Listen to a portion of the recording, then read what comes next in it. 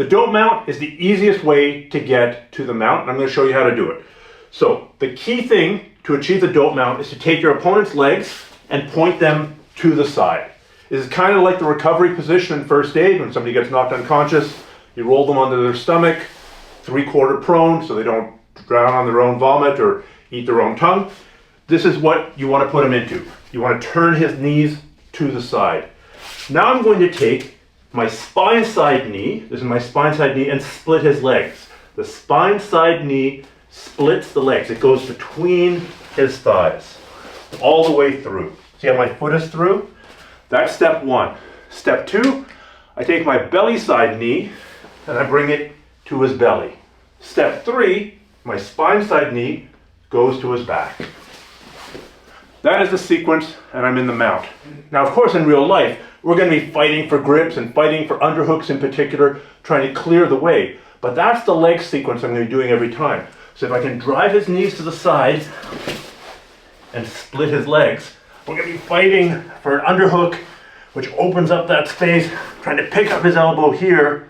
The next step is bring my knee to his belly, and the next step is bringing my spine side knee up into the mount.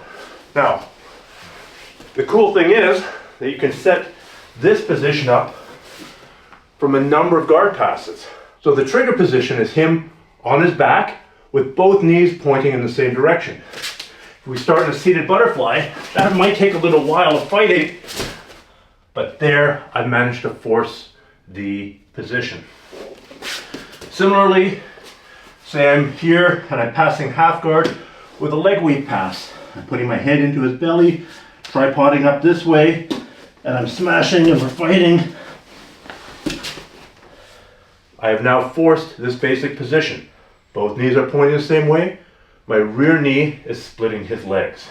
Another way I might set up that trigger position is if he's flat in a recumbent butterfly guard and he resets it by pulling me in, kicking me away. As he kicks me away, I bully his legs to the side and then come riding into here. Now, we can, of course, go directly to the mount.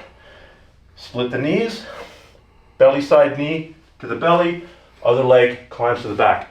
But there are other options here too. Say I'm here and he's clamping his legs together, trying to make it hard for me to slide my knee out to the back. What I'm going to do is that I'm going to go from looking at his head to looking at his feet. Right now I'm looking at his ear. I'm going to look at his toes. I'm going to dive over my top shoulder here. And I'm going to bring my feet towards his upper body. My foot plants in his armpit, my other foot kicks. And then I'm going to take the back.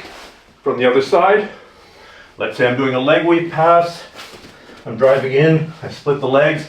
I begin climbing, he clamps his legs so I can't extract my foot.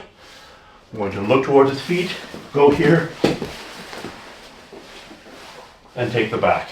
Now if that move looks complicated, don't worry, I got you. I'll link to a breakdown of it somewhere below. And here are two more fun options from the dope mount. I have forced my way into dope mount, but somehow I don't feel like taking his back. Somehow I don't feel like going to mount. I just want to finish this here. What I can do is bring my knee into his belly. I'm going to turn and sit on my hip here. Now, I'm going to link my hands and basically hold his butt. I go right through the crack of his butt. I'm going to drag my leg up, pulling his heel away from me. And now I'm going to drive my hips forward. I'll show that from the other angle in a second. If here, he bends his leg to escape, no problem. I move my ankle from his ankle into the crook of his knee. I grab his toe and I extend. He's got an injured knee, so I'll show that on the other side. I'll be able to go a little bit harder. So we're here, trigger position, spine side knee, splits the legs. Belly side knee comes up. I don't want to go to the back. I don't want to go to the mount. I'm going to sit on the hip that's closest to his head. We're here. I have to control his hip. Stick theory says I have to control both ends of the stick before breaking it in the middle. This is one end of the stick. The other end of the stick, I need to take all the slack out of. I'm going to retract my heel up here to draw his leg straight. When it's as straight as it can be, I drive my hips forward to apply the knee bar. If he bends his leg, great. I'm going to withdraw my own leg so my ankle is in the crook of his knee. I'm going to reach up, grab his toes, and now I'm going to extend my hips while pulling his foot. It's a knee slicer. If he kicks his leg straight again, we can go back to here, or we can go to the mount. So not only is a dope mount one of the coolest ways to get to the mount, it also has some really sneaky submission options that come with it.